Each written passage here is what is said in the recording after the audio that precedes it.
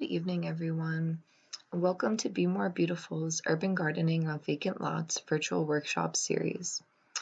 Thank you so much for coming tonight, and I hope that you enjoyed the lineup of amazing speakers we have planned for you all. My name is Morgan Thapa, and I will be your host for this evening.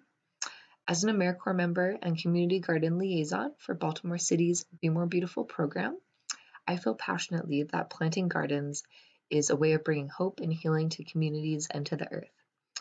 If you're wondering what Be More Beautiful is, we are a grassroots, peer-to-peer beautification city-run program whose goal is not only to change behaviors and attitudes towards the beautification of our city, but to encourage residents, businesses, and organizations to become directly involved in activities and projects that will keep Baltimore beautiful. Planting gardens not only brings beauty to our city, but creates a space for communities to come together and share in the essential elements of life. Baltimore has an abundance of vacant lots and therefore an abundance of potential in transforming these unused spaces into hubs of transformative community-led land reclamation. Baltimore City also has massive inequalities and is a hotspot for food deserts and the food apartheid. The neighborhoods that have the least access to food also have the highest number of vacant lots. There are already many urban farms and gardens popping up on vacant lots all over the city, growing fresh produce for neighborhoods which lack access to grocery stores or farmers markets. But the truth is that we need more initiatives like this to address the scale of the issue. So tonight, we'll be learning about just that, how to start your own urban garden on a vacant lot. First, we'll be hearing a presentation from Teresa Stevens about how to adopt your own city lot in Baltimore. And after that, we'll be hearing from Tia McDonald about how to start an urban garden. So without further ado, it is my honor to introduce our first speaker, Teresa Stevens. She works for the Baltimore City Department of Housing and Community Development as the Director of Neighborhood Development and Outreach. She and her team manage the city's Adopt-A-Lot program, in addition to working with investors and home buyers to purchase city-owned land. Teresa is a resident of West Baltimore and enjoys volunteering at her neighborhood community garden. So thank you so much for listening, everyone, and Teresa, feel free to take it away. Hello, and thank you for your interest in the Adopt-A-Lot program. The Adopt-A-Lot program is managed by Baltimore City Department of Housing and Community Development. My name is Teresa Stevens, and I'm the Director of Neighborhood Development and Outreach, and our team manages the Adopt-A-Lot program. The Baltimore City Department of Housing and Community Development offers the Adopt-A-Lot program to residents, businesses, and neighborhood groups to steward and care for city-owned lots in their community. It's a great way to beautify vacant lots and bring green space into communities to make things beautiful. Important dates to remember is the first week of February is when our garden season opens and our online applications are accepted. The first week of October is the last week to submit applications for water access or to adopt a lot. The first week of November is when our garden season wraps up and we close the opportunity to apply online for both water access and the Adopt-A-Lot applications. In November, the water connections are disconnected until next season. The cost to adopt a Baltimore City-owned lot is free. However, a number of sweat equity hours are going to come into play, and we welcome your participation in this program. Once we receive your online application, it's reviewed, and then pending approval, the adoption is finalized with the license agreement for you to begin working on that site. Should your site require water, the Department of Housing and Community Development has partnered with the Water Department to give the stewards of these lots use of water at a flat rate of $120 for each growing season. The growing season runs from March 1st through November 1st each year. To apply for water access for both privately owned or publicly owned spaces, you would complete the online application, and once you received your agreement, you would return that agreement via email with a $120 payment.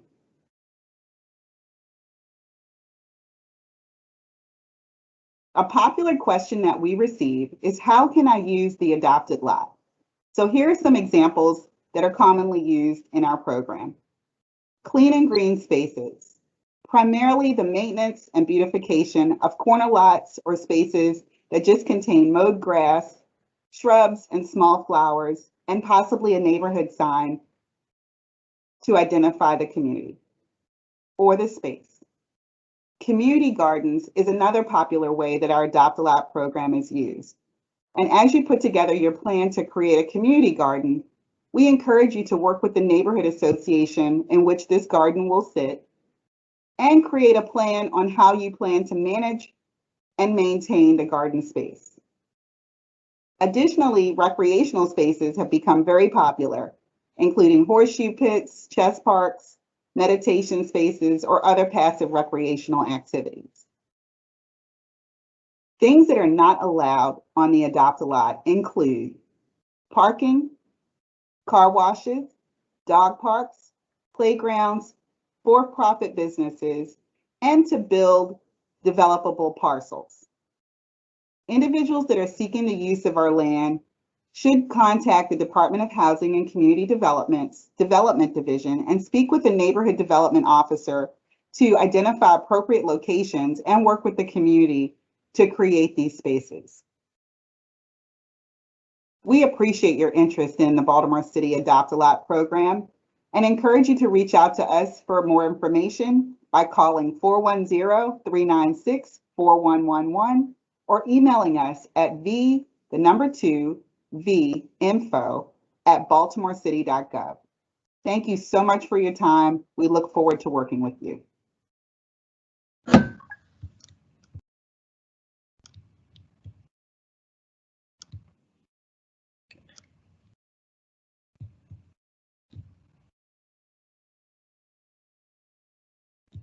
you so much, Teresa.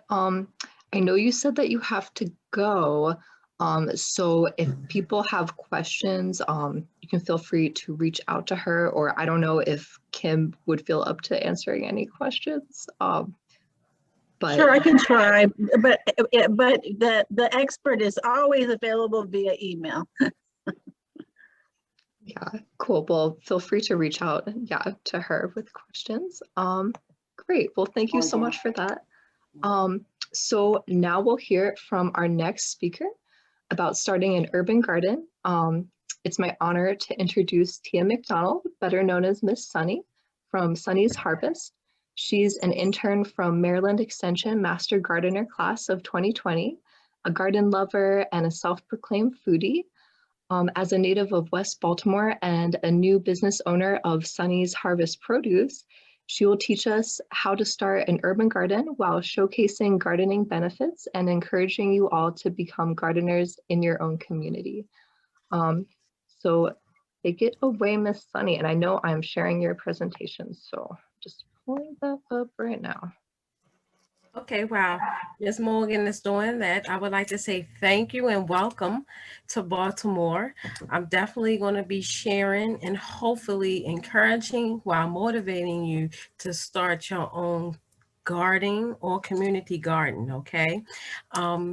This presentation is called Urban Garden, or Urban Gardening, Be More Style. Next.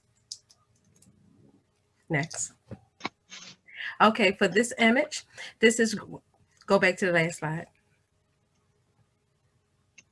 For this image, it's called Growing in Small Spaces. So throughout this presentation, I am going to give you ideas on how to start your own garden or community garden. It's not going to be structured in detail with designing a garden, but hopefully you will walk away motivated in starting your own garden, regardless if it's indoor or outdoor. So let's take a minute and look at this image. This image is showcasing two different types of methods to have a garden. The top image at the top is showcasing where is assumed to be maybe a balcony or a small space of a home that has limited space. So for a garden, if you're thinking about gardening and working within a small space, never think that it's impossible, because anything is possible. So as you can see in the top image, this person has a garden in which they are using different types of container gardens to grow their garden and to nurture it. So I want you to keep in mind that when you're talking about gardening, think outside of the box, okay? For the second image below, you see a building and it's a rooftop garden. It's assumed it could be in our urban city because in the background you see a lot of the cluster of buildings. Also, you see containers. And you also, it could be assumed that maybe this might be some type of raised bed, but it's definitely a container garden and it's sitting on top of a building. And this type of garden is called a rooftop garden. So when you're thinking about gardening within an urban city or a city, don't think that it's not possible, because as you can see by these two images, anything is possible, okay? So hopefully you're gonna become motivated and more open-minded to gardening. Next. Next. You can hit the thing. Hit this slide. Did you hear me? Okay, so what is gardening? Now, I know we all professionals or have an idea of what gardening is, but gardening is considered, oh, am I doing that? I'm sorry, am I doing that? Can we go back to the other slide? Oh, sorry. Do you want the history of gardening or the what is gardening? You can go to the garden space. Okay, so there might be a lag time of like when I change it and then like when you see it. Do you want the one with like the lettuce and stuff on it? You're right. Okay. Good. Okay. So I know we're familiar to what is gardening, but I'm going to brief on what it is. So gardening is considered an indoor-outdoor space used for display or cultivation of foods or plants or flowers, for preserving the ecosystem, enjoyment, or for growing food. Okay, so when you think about gardening, it can be indoor, outdoor, it could be in a limited space or a large space. Next. I'm gonna give you a brief history of gardening. Gardening has been recorded as being started back in the 16th century before Christ. It has been said that the garden designs that was started back in that time period was considered, and I'm going to say this word wrong, is Prescor, Precur, and that was based on the method on how they chose to garden, okay? Also, after they started this method for gardening, in which it was definitely used for landscape architecture and not for growing foods, but this technique spread it through Greece, Spain, Germany, France, and later in Britain. Now, the word garden and yard is considered descendants of the old language or old English language, and it's also considered as gird, which denotes a fence or enclosure. Next.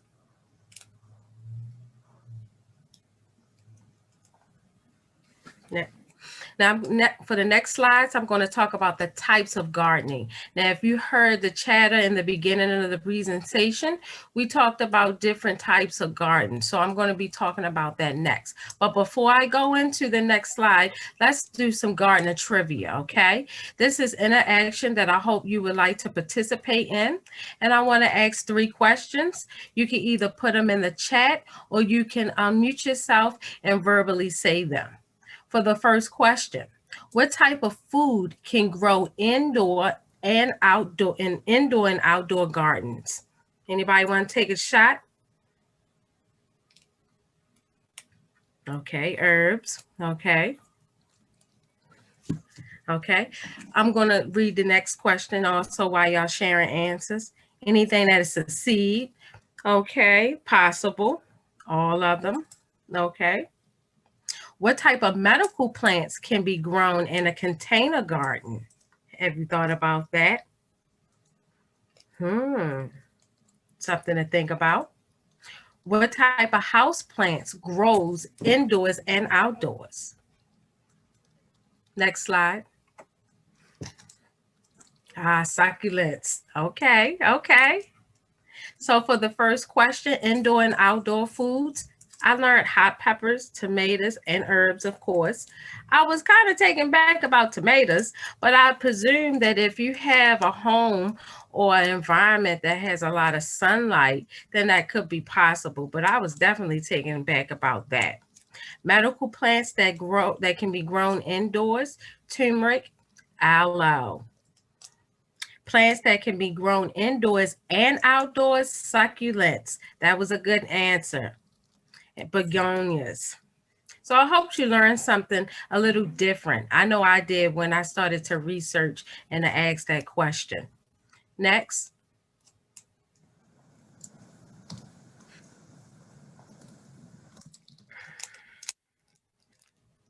Next, I'm going to be talking about gardening types. And this next slide is going to be pertaining to indoor container gardens. And I want you to look at the image that first you can see with the herbs that you can use a cup, or that may be a cup with a designed hole at the bottom for drainage, but anything that can be really used to grow food inside can be used to garden inside doors. But the tip is to make sure you have a drainage. And of course you have for your house plants or even for your herbs, the regular basic garden container. Next.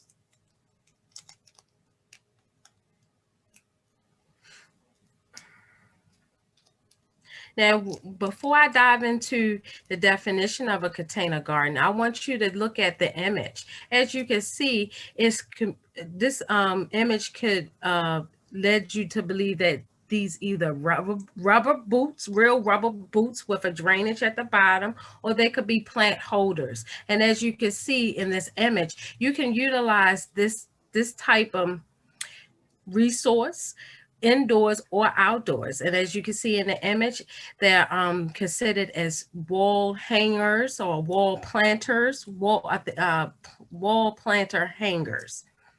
I thought it was a great idea and it was something different. So let's talk about the container garden. What is it precisely? A container garden is a practice of growing food, plants, and flowers within a limited space. And you have different types of containers. Now, the norm when you do research, you're going to find maybe an old paint barrel or paint bucket. Or how about like you see in the image, you see these flashy shoes that could be real shoes or plant holders, garden pots, or you could be creative and create your own item. But the tip is to make sure you have a drainage, to make sure that the water is properly drained. So that would be the key if you're trying to create your own container and be creative with it. Next.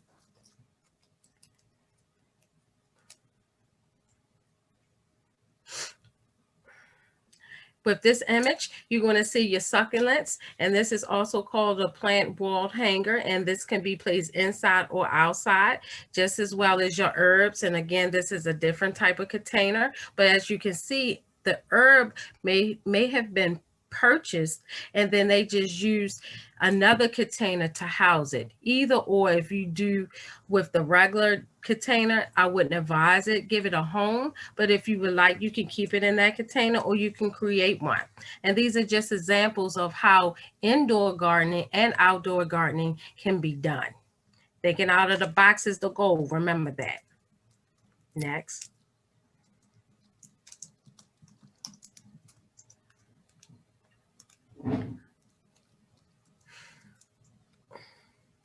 Next, okay. What is a raised bed? Now keep in mind, we're talking about the different types of gardens. So this is called a raised bed. And as you can see, it has a limited space, but the structure is made precisely with precise measures, okay? It could be big or large. And the item that they use look like it's wood and it's raised above ground, and it has a drainage. The soil is put inside of the raised bed, and you can either start seeding, or you can start planting food, plants, or flowers. It's up to your choice. But you have to keep in mind that for a raised bed is above ground and need a drainage, and is precisely made to a specific measure based on the need of the size or need, okay? Moving on next.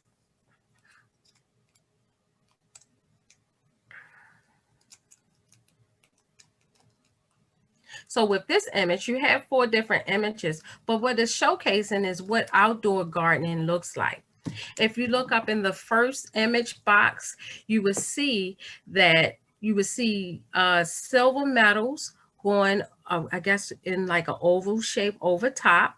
And then you will see on the ground an in-ground garden bed. And the next image, you will see a raised bed. And again, keep in mind that with these 2 images, you see one as an in-ground garden and one as a raised bed. Both of these gardens, one is called a garden, which is the one with the raised bed, and the in-ground garden, I'm calling it a garden, but it's really called a farm. The raised bed garden is called the Pigtail Community Garden here in Baltimore City. The in-ground garden or farm is what it's called. It's for farm really, and it's called the Strength to Love Farm. And they have hoop houses over top of the in-ground farm to protect the food that's grown there from harsh weathers, hot temperatures, especially hot temperatures, and even low temperatures. And we're going to talk about more about hoop houses in a presentation. At the bottom, of course, you have your container garden, and over to your right, you have another raised bed. Next.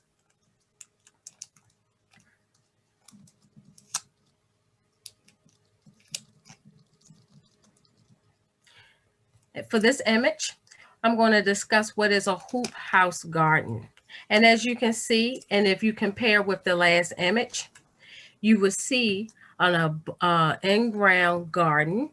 And over top, you have, I call them metal holders that's holding a plastic cover in place precisely to protect what is grown from harsh climate weather. Also, is also used for temperature control too. Now, with the weather, you can't fully control the weather, but you surely can preserve and try to decrease any harsh conditions from the weather. So that's the point of having a hoop house. When you see hoop houses, you will see them largely on large scale farms, though I have a slide in which will showcase that you could put one on a raised bed. Next.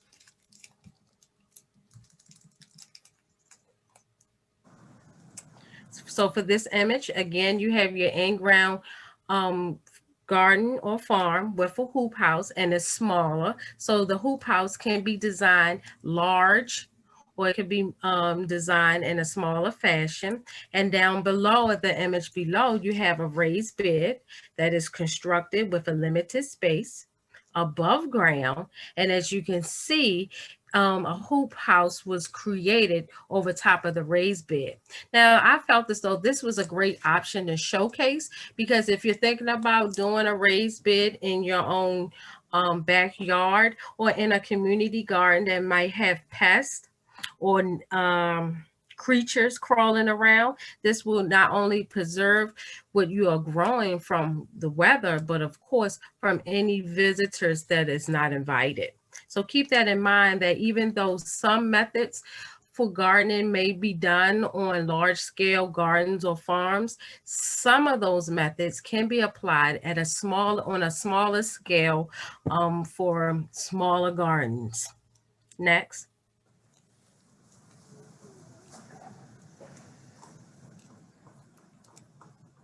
Challenges and benefits. Now, if you're a gardener, you should have some challenges, because gardening, yes, is a rule of thumb, and yes, you might have some literature that can help guide you, but at the end of the day, Mother Nature is going to do what she does, and you might not have a good garden year. So it always, with gardening, you're going to always, with anything, have challenges and benefits. And for some of the challenges, I have highlighted climate, temperature, the appropriate sunlight, because I don't know for you guys, but I know when I try to grow things at my home, because of the way the sun rises, I might have a problem with, depending on what I chose, getting the appropriate sunlight, the amount of hours that's needed. So that's always an issue with where it may come and go for different things, different times of the year. So that's some of the challenges you may be faced. Also, another challenge that I have found with my own community garden that I'm working with is watering. When you're thinking about gardening, you have to also think about if you have resources and if you have accessible resources. So when you're thinking about creating a garden and a garden space, especially within a community, you have to find out if you have access to water. So keep in mind with the Adopt-A-Lot, if you participate, then you may be eligible to receive a huge discount on receiving water if the lot you chose is accessible to water. Okay, so keep that in mind. The benefits for growing food, so anything of nature, flowers or plants, we know, of course, cutting the cost of food, knowing what type of food you're growing. And not only that, it helps clean the air in the environment, and it helps give the environment a feel, or I call it a mood engager. So if you're looking for an environment to relax in, that's definitely a method you can use to create a mood engager. Next.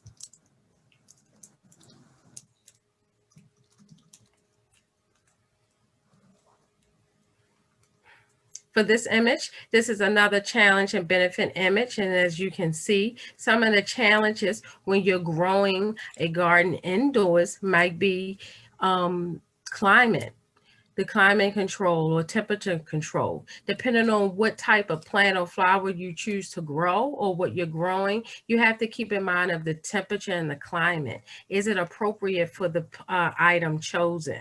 Now, of course, the benefits, as you can see, just by looking at this image, that this looks like, or it could be assumed that this is an environment of relaxation, maybe an environment of meditation. So when you're thinking about gardening, you can think beyond eating and think about maybe decor and what type of decor or mood you're trying to engage to have people to be invited into your environment. Next.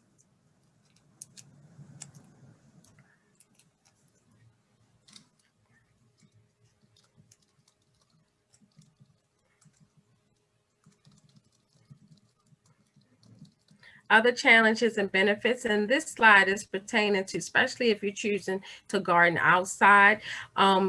Besides the basics, watering and proper sunlight, another challenge that I don't have written that I have come in contact with is the uninvited guests. So when you're thinking about doing an outside gardening, especially for the community, are you going to be willing to welcome outside guests? Yes, we're talking about humans, though you might have some deer in your neighborhood that you may not know is there, but when you go to plant some lettuce, they might find it and choose to chum on it. So when you're thinking about a garden, especially outdoors, in hindsight, it's a welcoming space, and people's going to feel inclined to come in and to check it out, to sit, and maybe just to gain insight on what you're doing. So be mindful that a garden is really a welcoming space.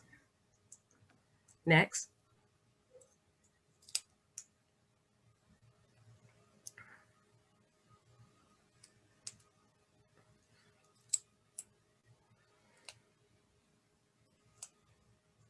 So some of the benefits of community gardens. And the next slide, you're going to see how community gardens were donated and placed in communities within Baltimore City. And it actually has really done, I would call it like a 180 for these communities, because it has revitalized these neighborhoods. It has changed the environment to being a food desert to actually being an environment with accessible foods. You will also see in the next images how community gardens unite people and engage people of all different cultures and backgrounds. Also, you're going to also see in the images how a community garden play an influence on the psychological, social, and physical benefits. So in these next images, I'm going to show you how the communities of Bmore are integrating community gardens.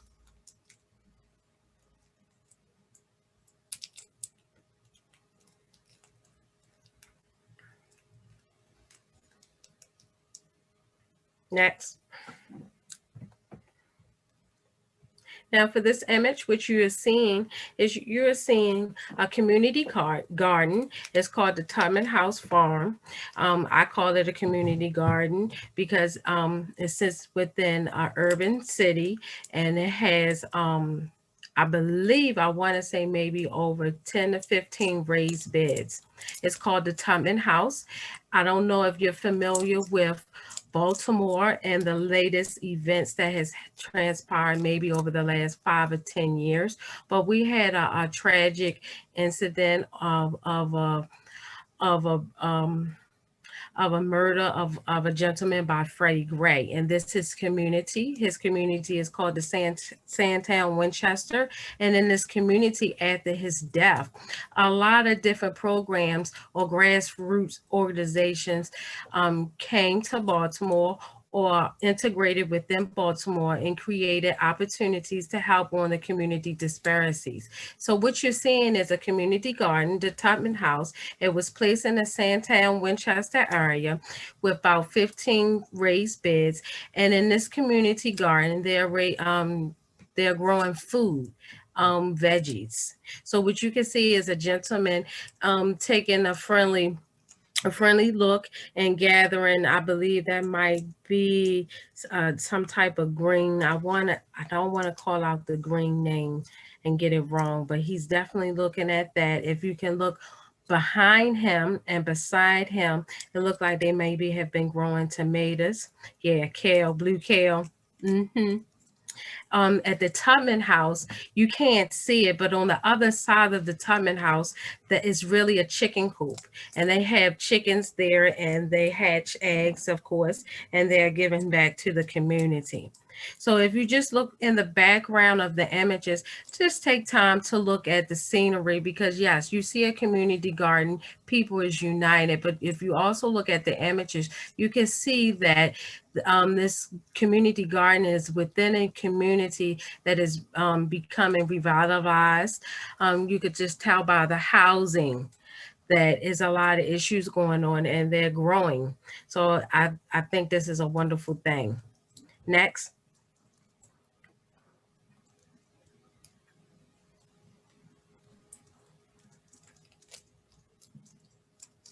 Also, this is the research or article that I pulled from the Baltimore Sun. If you want to go check out the article about the Tubman House.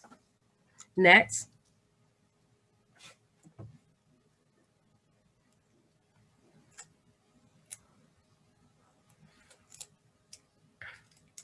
This community garden, this image is the Pigtail community garden. And this is a great shot because you can see all the things that they are growing in while it's in season. And if you can see in the back, it's a pig, that is a mural of a pig. And the Pigtail community garden, or at least the name Pigtail, is given its name because I believe back in the early days of Baltimore, when they was creating Baltimore. I believe it said that pigs used to run down that street or in that community before they were used per se. So I think that's why Pigtail gained that name. So they have a beautiful community garden. They invite the community on Fridays to come hang out, to grow things, to also have community events at this community garden. Next.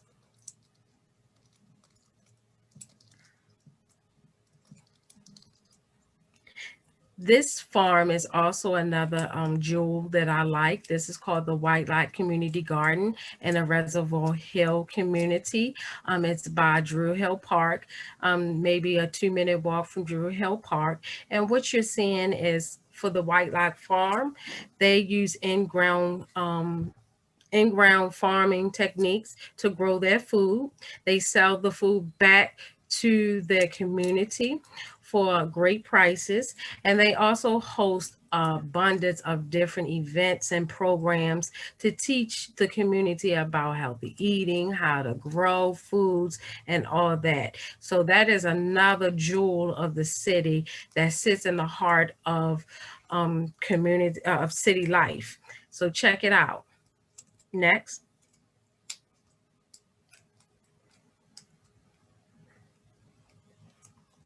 This image, it was on the other slide, but this is actually the Hollandtown Community Garden, and that's over in Southeast Baltimore. If you heard of Hollandtown or heard of Enoch Pratt Free Library on Eastern Avenue, it's within that area. And this is another community garden that has an abundance of raised beds. In this community, they have a lot of I want to say a lot of migration of Hispanics in this community. So for this community, this is where you will see a lot of diverse cultures hanging out at the community garden. I think this is great too. Next.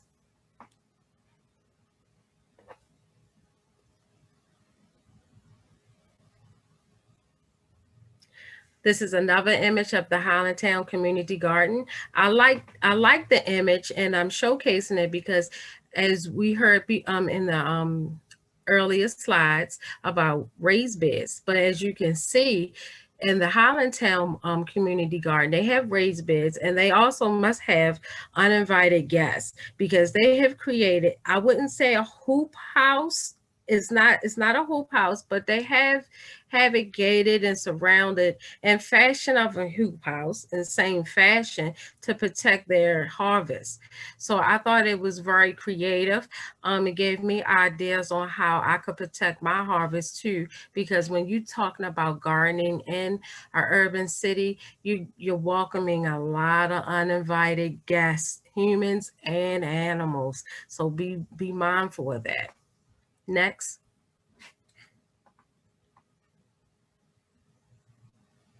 Okay, this slide is just me showcasing the change that I have started. I've started a blog. It's called BaltimoreHarvest.com, and you can check it out whenever you can. You can go to the next slide. And basically what I have started was while being an intern, I have started reaching out back into my community and participating in community gardens within my own community. And I'm helping spreading the word about the benefits of gardening and how we can all take time to encourage each other to maybe, why not try something new, different, and healthy by starting a garden, and let's unite. And if you don't want to garden, but let's just come and unite and just hang out for a bit. So check me out at BaltimoreHarvest.com. Next.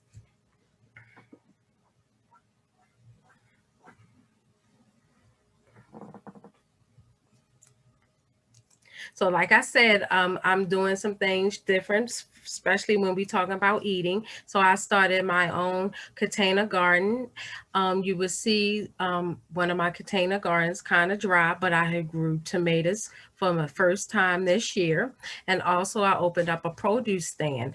As an Master Gardener intern, I learned that one, I love to eat, and then number two, food is a common connector that brings harmony. So I decided to sell produce until I get my own adapted lot to grow food, but I'm selling produce back to my community. And what I find is that when you have some produce or some food in front of yourself and you just standing there looking clean and presentable, people want to come up to you and talk to you about food. So I have found that one, my community wants a produce stand. They're interested in a farmer's market, and they have shown interest in gardening. So I hope to have a community garden within my community of my own so I can spread the word about the benefits of gardening. Next.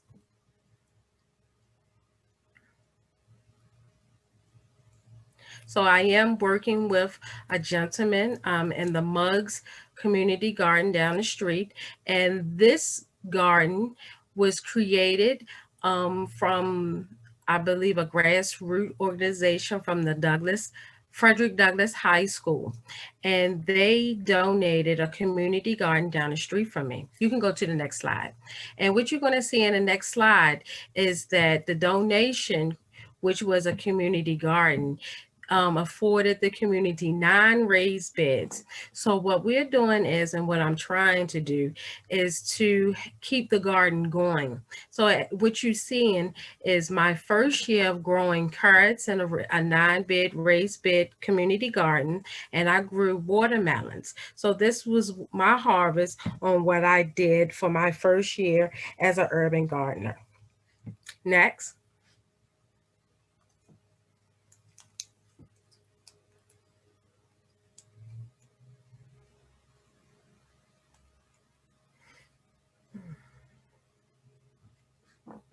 Next. Okay, this is a jewel. Right here is called the Strength to Love. It's called the Strength to Love Farm 2. And this is a jewel of the city that I did not know was here. This farm sits it's a 5-minute ride from my house in West Baltimore off of Monroe Street. It has a 16 hoop house farm.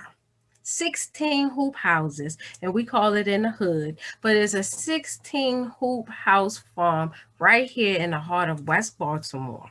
Okay, this is 5 minutes away from the Sandtown Winchester Garden and a Freddie Gray occurrence. So this is sitting within the heart of community that face a lot of disparities. But as you can see, they have the 16 hoop houses, and they also is growing food in ground. And this is what their acreage look like. And this is what the farm look like in an urban city with disparities. So I started getting my feet wet at the Strength to Love Farm. I gained resources on how to become a master gardener, or at least go to school for it. And this is where I just started to really become more passionate about gardening. So this right here, the Strength to Love Farm, if you're in Baltimore, take time out to visit, because they welcome anybody and everybody. You can volunteer at your leisure. And this right here is definitely a jewel of the city that's showcasing the Be More style, or the Be More way of changing and revitalizing our neighborhoods. Next. We're going to watch a video. It's called the Urban Oasis. And this is the last slide in presentation. And what this video is going to showcase on what a community is doing right now as we speak. This community is in West Baltimore, and it's called the Panway Community. And they're working on a project called Alligating, and they're creating, or at least trying to start, a community garden so they can host community events, grow food, and share about the good benefits about community engagement. So check it out. Okay, let me know if you all can hear this. When I tried to do it earlier, it didn't really work. So let's see if it works.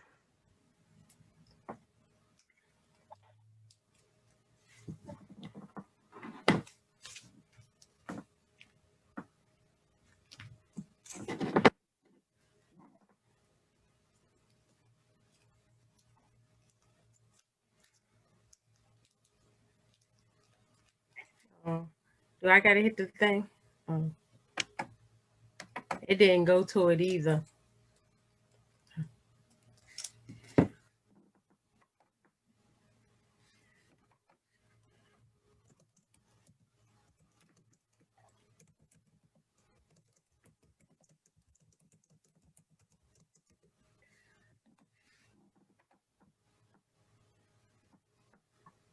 Yeah, it didn't turn to the video. Oh no, it didn't work. Oh no. Oh, Okay, I'm so sorry. Yeah, I tried it earlier and it did work and I couldn't really figure it out. Hold on one second. Oops. Sorry. Okay. Do you want me to go back to your screen? I can just put the link to the video in the chat. It's a good one. So okay. Okay. So while she's placing that video link to the chat, I didn't give y'all any time to talk to me and to share your ideas or anything for feedback. So let's chat. You want to talk about anything? Have any questions?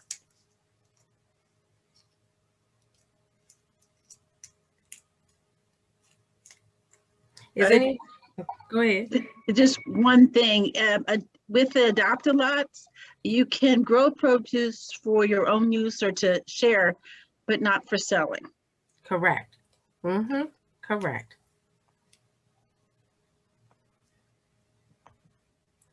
I believe the lot that I'm the lot that I'm working on for mugs, I believe that is an adopt-a-lot. Believe it or not, it started off an adopt-a-lot program. I think Nadia has a question, or I don't know. I see a hand raised, so I don't know if you want to. Go ahead, Nadia. You can unmute. Go ahead. Hey, I have a question now. We have a garden in the Holland Park area, and I'm wondering what is the step towards getting the lot to be adopted by us? I don't know how to go about doing that. So what you would need to do is take the address and email that to Teresa Stevens, who will give it to Howard Tutman, who is the neighborhood development officer for West Baltimore for Harlan Park, and he'll see if somebody he'll start the process of getting you an application, showing you the terms of the application and getting the application approved. Is there a way that you can either I'm sorry for interrupting. Sure, That you can send the email and the link or send it via chat, because I don't. Sure. Yeah. I'll send you the email of Teresa's email. Okay. And another thing, we have it's called the Hope Garden. We also working on composting. Right. So that's a really good thing that I think that all gardens. I mean, you can do it on the outside of your house, like the inside and outside gardens. We are working on composting and teaching the community about composting, and we're just trying to unify the community. So that's our common goal as with the Hope Garden. So I just wanted to just throw that out there. Composting is a good way to unite the community, especially teenagers. Yes, I agree. Also, when you're gardening, it's going to be recommended for you to have composting. So that's excellent that you're working and starting that. Also, I don't know if you're aware, but if you need, I would say like literature to give you steps, you can go to marylandextension.gov, and they will have literature step by step on how to design your garden and all the things that's needed to make it beneficial or at least healthy and suitable. So when you grow your items, it'll be you'll be able to eat it as well and still preserve the community. So check that out as well. And also to piggyback on the Adopt-a-Lot program, the Strength to Love Farm started off with a lease with the Adopt-a-Lot program. And when you dive into gardening even more, especially when you're talking about community gardening, you're going to be needing some resources for funds and grants, and they are out there. There's a whole lot of grants that's that's out there for this type of thing. But what you're going to realize and see that a lot of these big farms started off with adopt a lot, and Strength to Love Farm is definitely one. So I would encourage you to go to marylandextension.gov, because they have all the adopt a lot information, just as well as DHCD. They have it too on how you can start designing your community garden, because a community garden can look any kind of way that you would like. And that's the next step. Designing a community garden is a broad task. Next. Yes. Hello. Can you hear me well? Yes, we can hear you. Okay. Hello, everyone. My name is Jerome. My question is about if there's an existing coalition between the already established gardens and the gardens that are no longer under the, the gardens that you can apply for from Ms. Teresa, like the adopt a lots and so forth. Is there like a coalition so that you can say, hey, this garden over here is raising greens, and this one over here is raising carrots, this one is doing flowers, this one is doing herbs, that type of thing? Is there some type of, united? So yes and no. When you're talking about community gardens and abroad, especially with connection with community associations, because you can try to put a garden in a community, but the association will probably step up and ask you, hey, what you doing? And then you need to elaborate on what you're doing and your goal. So with that being said, at large, it's a coalition, but it's not to say they growing herbs, they growing this, they growing that, because you can grow abundance of things and it be similar or different.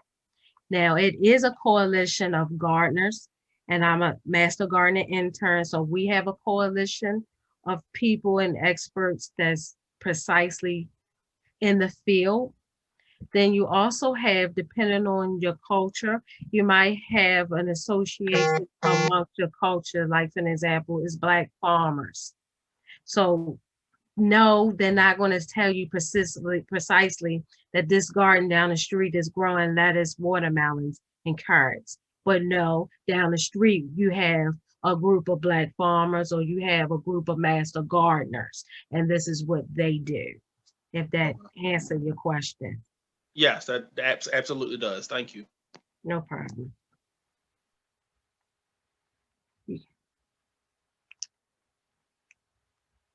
Yes. So yes. So farm allowance. Yes, farm allowance is actually is one of those connectors of farmers in general, and some master gardeners might be working with them too. But that farm allowance is like a hub for the state, and farm allowance have network and partnerships with the Strength to Love Farm. So before you got the Strength to Love Farm, it was farm allowance, and then you have a community group. And I believe this community group sits on Pennsylvania Avenue with the Jubilee Arts. They own the Jubilee Arts. So you have farm allowance, Jubilee Arts, which is the grassroots community, and then Strength to Love came. So yes, farm allowance is definitely a great resource to start getting your feet wet and to network and partnership.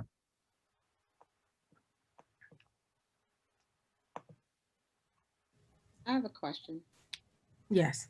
Is there any information in regards to guerrilla gardening? Yes.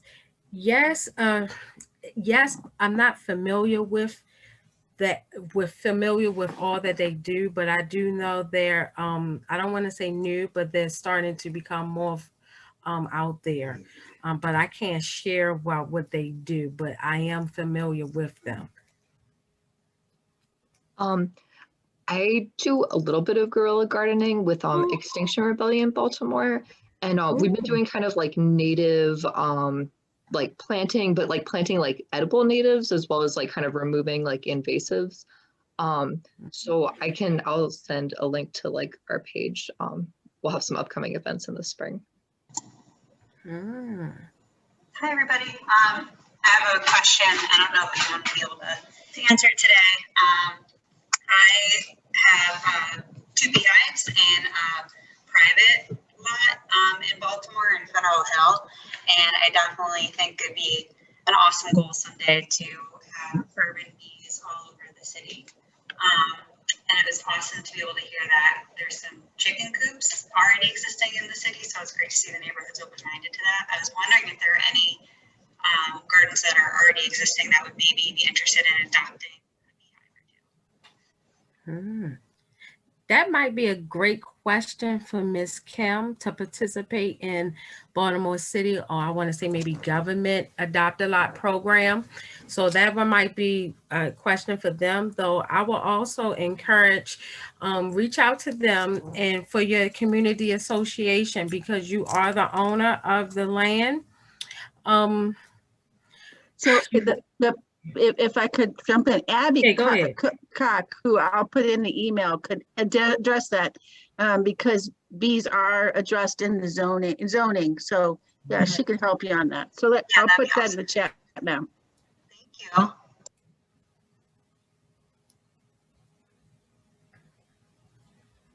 I saw there was a question kind of like in the beginning from Natasha about how master gardeners could help out potentially like spaces that are starting up. I don't know if you have an answer for that, Tia.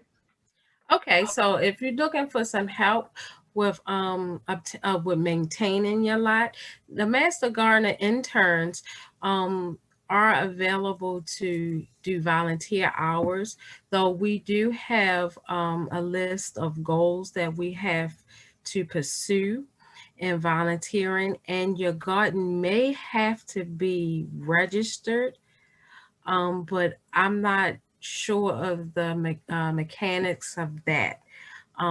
They do have a listing of a lot of community gardens in Baltimore City that they give us to go seek out volunteer opportunity.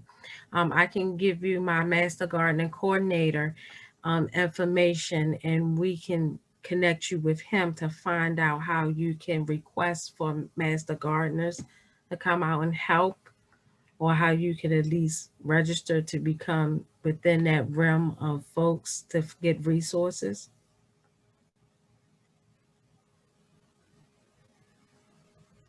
Cool. So does anybody else have any burning questions? Okay, great. Yes, I have. Oh, sorry. Sorry, I was trying to unmute. My other question was about, I know this obviously you can't do it for profit or anything like that, but what are the guidelines if you want to use it to work with youth, particularly to build service learning hours or so? So if I say, hey, come work at my community garden, is that an option? And who would have to be the official person to sign for that?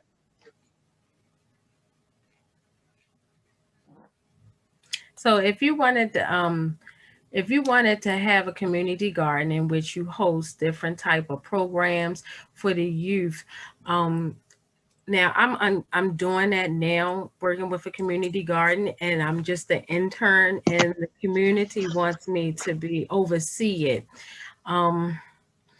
It depends on your master gardener intern, and or if you have a community garden, you can host events and programs structured around the youth.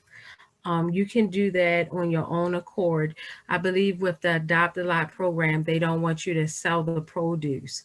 They want you to give it back. So I believe that is the only premise of what you can't do per se.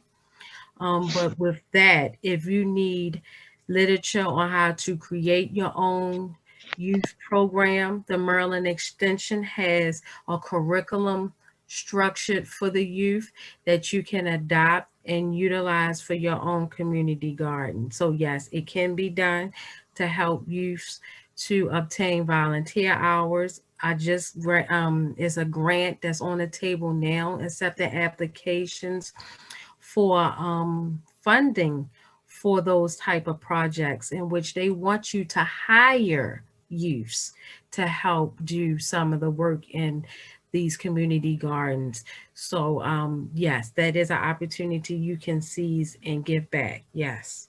So just to, Thank you. hi everyone, my name is Natasha.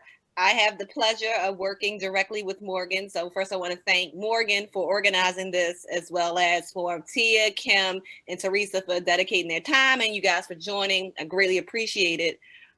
Just to piggyback on what Ms. Tia was just mentioning in terms of the youth with Be More Beautiful, we have an assortment of grant opportunities to support those type of efforts.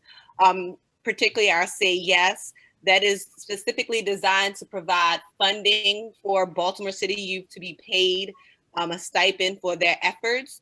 So if you're looking to engage youth around the development of a community garden, it's an opportunity for them to not only get that learning, but then to also earn some pocket money for them to utilize.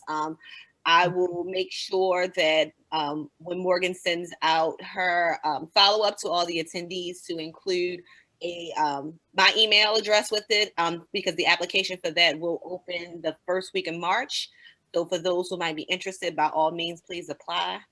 And then also, just to piggyback on the Adopt a Lot, we have the Care a Lot program that was designed to support organizations specifically at the very beginning of cultivating and developing a space, because with anything, with gardening, with maintaining lots in the city of Baltimore, we want to do it because we want to improve our neighborhoods to be beautiful resources.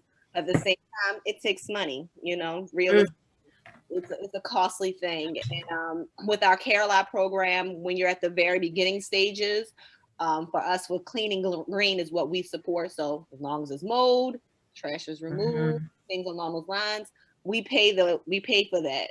And the funding is flexible, so it can be literally used to reinvest into that space. And that's what we greatly encourage folks to do, to use this as your springboard to continue to grow those spaces. A lot of the locations that Ms. Tia mentioned, we have supported in the past, and we're look forward to that as well. So I'll make sure that if you're interested in that, that application is open up now, and I'll be sure that Morgan will share my information, and you can get the application and by all means apply. Yeah, it's a great opportunity, especially to hire the youth, to wheel them in, to start teaching them about being stewards of their own community. Trash don't get there by itself. So it's definitely a nice grant and an opportunity to give back. I will also encourage you, as you're thinking about it and you're finding resources, because right now you're thinking and you're networking, and build on your relationships and resources, because you have the idea, now you have to introduce it to the community. And for me, in my own pursuit, it's hard, because believe it or not, when you dig in, you're going to see it's a lot of gardens out there, and you're going to be surprised about how many is out there, and you're going to be surprised on, you might get some pushback from the community, because they're accustomed to people who they already know. And if you don't have a rapport with the community and you just come up with an idea, it might go in one ear and out the other.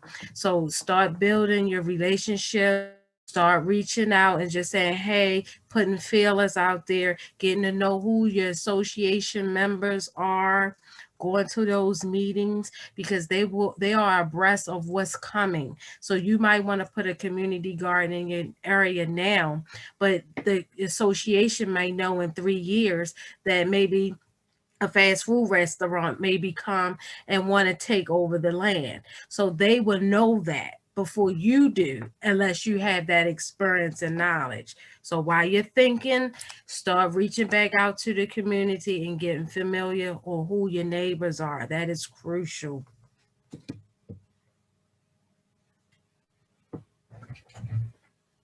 Well, I hope you guys was inspired, because here in Baltimore, we are doing things in Baltimore City. We are doing positive things that's changing the rapport of Baltimore City. And like I said, the Strength of Love Farm is sitting in the heart of West Baltimore and a community of disparities. And we're growing and we're showing the world that we are here to take care of our community, and we're doing it one step at a time. Yes, Ms. Nicole? You can go ahead, Ms. Nicole. I was just clapping. Thank you. Yay. Well, awesome. Thank you all for your amazing questions. So one more thing before we wrap up, we have a secret special guest here tonight. Megan Carr from Baltimore City Parks and Recs Urban Forestry Division would like to announce a special opportunity for you all who want to become more involved in working to regenerate green spaces in the city. So I'll just give her the floor real quick. Yeah, thank you so much. And thank you for letting me participate. I also am just really glad that I got to sit in on these excellent talks and learn more about the wonderful programming. So I'm an urban forester with Baltimore City Rec and Parks, as Morgan mentioned. And one of my favorite things about my job is that I help to coordinate the Weed Warriors program within the city. And I wanted to jump in real fast just to let you all know that we are available as a resource. The program itself, we focus on removing non-native invasive species. So some of the uninvited guests that Ms. Tia was talking about, there are also uninvited plant guests. And I'm sure you can imagine, especially on some of these lots and in these farm areas, that vines, tree of heaven, some of these other really common invasives that we see around can cause major issues and be difficult to deal with. But we can offer some resources as far as helping you to learn how to identify and remove them successfully. So we do a couple of trainings each year. Our spring training is coming up in April. If you are interested, it's of course free. We are doing currently a mix of online classes. It's very similar to this one.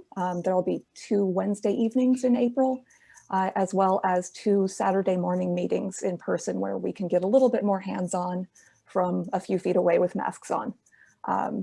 So I just want to let you know that that is an available resource. The program itself is focused primarily on certifying people to perform invasive species removals on public park spaces, but we absolutely welcome anybody who's interested to attend to come and learn about invasive species management and apply that knowledge and those skills wherever you have permission or wherever you are doing some stewardship of the land. So you're more than welcome to get in touch with me. I will drop my email address in the chat, as well as a link to our registration for that upcoming training session. So yeah, if you have any questions, please do feel free to get in touch. I'd be more than happy to chat with you about it. Thank you so much, Megan. And I'm also going to save the chat and send that out to everybody. So you'll have all of this information and I'll make a list of everyone's contacts of like who they are and everything. So Great. I know there's a lot of stuff being thrown around right now, but yeah, thank you so much, Megan. That sounds awesome. And being a weed warrior sounds like a really cool thing to call yourself. So now that we are drawing near to the end of our time, I just wanted to thank everyone again for coming out tonight. Thank you to our amazing speakers. Thank you, Ms. Tia. That was amazing presentation. And I just wanted to remind everyone that we're going to have 3 more subsequent workshops for the next 3 Thursdays at 6 p.m. And I'm just going to put the event link in the chat just in case anybody wants it. And I'm also going to send it out again. So our next workshop next week will be on soil testing and safe urban harvest. We'll be hearing from Marcus Jerome Williams, the coordinator for Baltimore City's Master Gardener program. Marcus is great. I love it. I'm going to see him right after this because I'm doing the Master Gardeners class right now too. And we're also going to have Rachel Santo, who is a senior research program coordinator at Johns Hopkins Center for a Livable Future. And so, yeah, be sure to tune back in to hear from these great speakers. And yeah, I will also send out the event link in my follow-up email. And yeah, feel free to reach out to me if you have any other questions. Yeah, and just thank you all so much for being here and all of the great energy and questions and just stories everybody brought. It's been really an amazing time. Thanks for listening. Okay, thanks everyone. See you next week. Bye.